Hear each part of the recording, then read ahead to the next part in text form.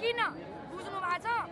स्थानीय तह त सानो, प्लिज स्थानीय तह सानो हुन्छ कि हामीलाई भोटिङ राइटबाट नै हटाउन पर्यो। हामी बौद्धिक वर्ग हौँ, भोटिङ राइट भइसकेपछि भोट हाल्नु पर्यो। त्यही भोट हालेको आधारमा स्थानीय तह सानो युनिट हो र मलाई भोट दियो कि दिएन भन्ने आधारमा शिक्षकमाथि पक्षपात गरिन्छ, पूर्वाग्रह राखिन्छ। त्यसैले हामी कुनै पनि राजनैतिक दलसँग टाढा हुनको लागि हामीलाई चाहिँ संविधानको अनुसूची 8 होइन 9 अनुसार लैदेऊ न त, साझा अधिकारमा लैदेऊ न भनेर हामीले सरकारलाई रिक्वेस्ट गरिरहेछौँ। साझा अधिकार तपाईँले बुझ्नुहुन्छ, संहिताको मर्म के हो? मलाई तपाईँले एकचोटि एन्सर भनिदिनु। शक्तिको बाँडफाँड हो। घर घरमा सिंहदरबार भनिन्छ। शक्तिको बाँडफाँड हो संहिताको अर्थ के छ? हाम्रो संघीय सरकारमा के छ? कार्यपालिका, व्यवस्थापिका, न्यायपालिका छुट्टा छुट्टै चाहिँ निकाय छन् कि छैनन्? एउटाले गल्ती गर्दा अर्काले खबरदारी गर्छ कि गर्दैन? गर्छ नि। त्यसका लागि हामीले संघीयता भनेका हौँ। प्रदेशमा पनि त्यही छ। तर स्थानीय तहमा सबै अधिकार दिन। स्थानीय तहको कार्यपालिका प्रमुख को हुन्छ? व्यवस्थापिका प्रमुख को हुन्छ? न्यायपालिका प्रमुख को हुन्छ? एउटै व्यक्ति हुन्छ नि। अनि त्यस पछाडि त्यो निरङ्कुश बन्छ कि बन्दैन? संघीयताको धर्म त्यहाँ निभाइयो, संघीयता व्यवहारिक रूपमा लागू भयो। त्यसैले हामीले मान्दैनौँ भनेको होइन, स्थानीय तहलाई मान्दैनौँ भनेको छैनौँ, तर संघीयता आफैले बनाएको संविधान त सरकार लागू गरिदेऊ न। संघीयताको धर्म अनुसार शिक्षकलाई चाहिँ स्थानीय तहमा होइन माध्यमिक तहसम्मको कि चाहिँ लागू गर। 2075 सालमा जारी भएको आधारभूत अनिवार्य माध्यमिक तह निशुल्क 2075 जारी भएको छ कि छैन?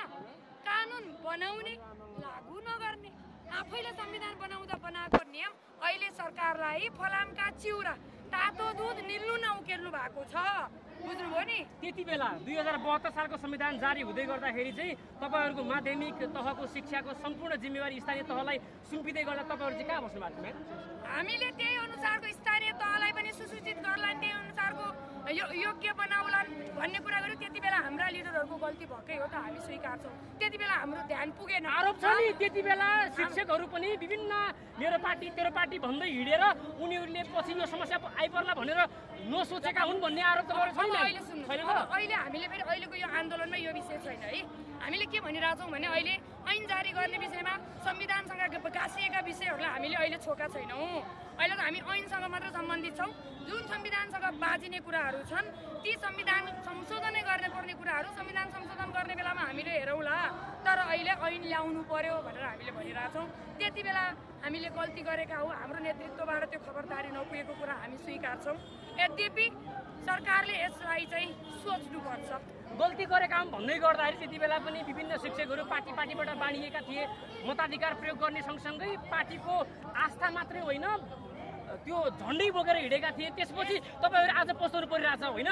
भनेपछि राजनीति गर्दै गर्दा शिक्षकहरूले यतिसम्म असर पर्दो रहेछ भनेर तपाईँले त बुझ्नुभयो होला। यस्तो हो, हेर्नुहोस्, अझै पनि अहिले पनि यदि शिक्षकलाई अनुसूची 8 अनुसार निकालिएन भने शिक्षकले नचाहेर पनि राजनीतिक दलसँग आबद्धता गाँच्नुपर्छ।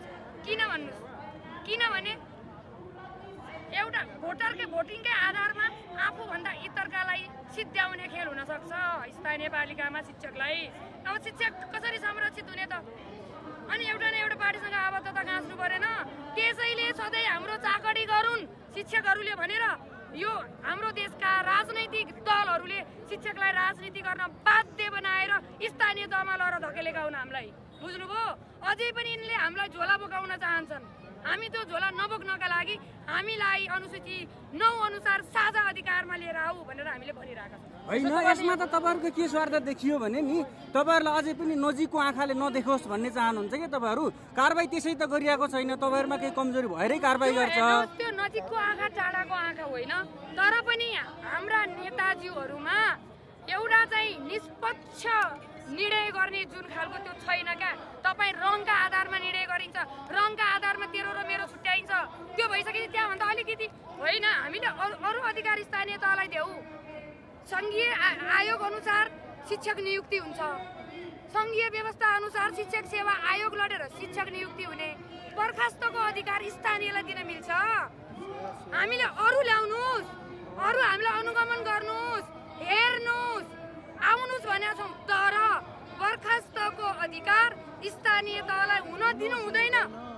मात्रै हो क्या हाम्रो माग। हामीले संविधान मान्दैनौँ भनेका छैनौँ, हामीलाई संविधान विरोधी भन्न पाइँदैन, मात्रै त्यति हो। सङ्घीय व्यवस्था अनुसार नियुक्ति भएको शिक्षक त स्थानीय तहले बर्खास्त गर्न पाउने, यो कस्तो नियम हो, कस्तो कानुन हो? कानुन बनाउने व्यक्ति कस्ता हुन्? त्यति बेला तपाईँहरू त त्यति बेला गल्ती भयो त, एउटा गल्ती गरिसकेपछि गल्तीमाथि गल्ती गर्दै जाने, त्यसलाई सुधार्ने हो नि त, सुधार्नुपर्छ भनेर आइरहेको छौँ क्या हामी, बुझ्नुभयो? तपाईँहरूले आज 29 दिनसम्म न त जित्नुभयो न बित्नुभयो, अब के भइरहेको छ? त्यो जितिन्छ नि, किन जितिँदैन? आज यदि हामीलाई आज यो अवस्थासम्म नलडेको भए यिनले दिने रहेछन्। यति लड्दा त यति कुरा अब आज निर्णय हुँदैछ, त्यति कुरा लिन यति लड्न पर्दो रहेछ क्या हामीलाई, नत्र यिनले कहाँ दिन्थे? यिनीहरू किन दिँदैनन् भने, त्यो पनि म भन्छु, यिनीहरू किन दिन चाहँदैनन् भने सार्वजनिक शिक्षाको गुणस्तर है। तपाईँहरूको धेरै क्वेसनहरू आउँछन्, तपाईँको बच्चा कहाँ पढ्छ पनि भन्नुहुन्छ है, तपाईँको बच्चा कहाँ पढ्छन् भनेर तपाईँहरूले सोध्नुहुन्छ। अब यहाँ तपाईँका बच्चा कहाँ पढ्छन् भन्दा पनि हामी यो ऐन अग्रगामी शिक्षा ऐन ल्याऊ। त्यो ऐनमा एउटा बुँदा के राख भने सार्वजनिक पद धारण गरेका हरेक व्यक्तिहरूका छोराछोरीहरू सार्वजनिक विद्यालयमा पढाउने व्यवस्था होस् भनेर एउटा बुँदा हालिदिउँ न। त्यस पछाडि त सुन्नै परेन कसैलाई पनि। त्यति लेखेपछि नेपालको सार्वजनिक शिक्षा सुधार हुन्छ त? सबैले अब त्यो हुन दिँदैनन्, किन भन्नु न, हुन दिँदैनन्। अब सबै निजीका सञ्चालक छन् त नीति बनाउने ठाउँमा, प्लिज नीति बनाउने ठाउँमा सबै निजीका सङ्घ सुन्नुहोस् है, निजी किन छैन निजीकरण बन्द गरियोस् भनेको कुरा के हो? शिक्षामा निजीकरण बन्द गर, सार्वजनिक शिक्षाको गुणस्तर सुधार्नका लागि अगाडि बढ, सार्वजनिक शिक्षा सुधारका अभियान ल्याऊ भनेर हामीले भन्दै गर्दा अब के छ, यिनीहरूका सबैका निजी विद्यालय छन्।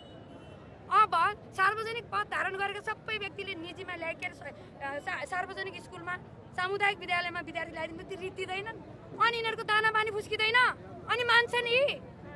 त्यस कारणले शिक्षकलाई मात्रै दोष लाउनेन, सार्वजनिक शिक्षाको गुणस्तर खस्किनुमा शिक्षक मात्रै दोषी होइन, यो राज्य संयन्त्र नै लागेको छ। अन्तर्राष्ट्रिय फोरममा जाने 20% बजेट लगानी गर्ने भनेर यिनीहरूले चाहिँ हस्ताक्षर गरेर आउने, अहिले शिक्षकका माग मुद्दा सम्बोधन गर्ने ठाउँमा गुणस्तरीय शिक्षाका लागि यिनीहरूले 10% पनि बजेट नहाल्ने।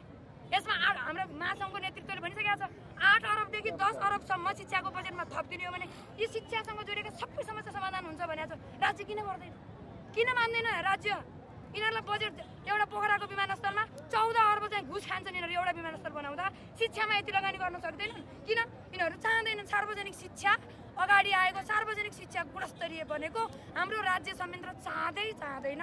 त्यस कारणले गर्दा सामुदायिक विद्यालयको रिजल्ट खस्किनुमा यावत समस्याहरू छन्।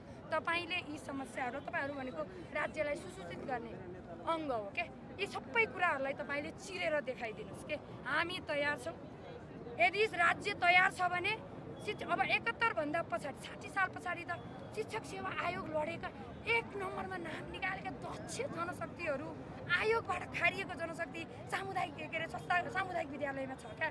गुणस्तर किन छैन भन्दा त्यहाँ यावत समस्याहरू छन्, ती समस्याहरू तपाईँले चिरिदिनुहोस्, राज्यले यसलाई सोच्नुपर्छ। हामी तयार छौँ, गुणस्तरीयता दिनलाई हामी तयार छौँ। हस्, धन्यवाद।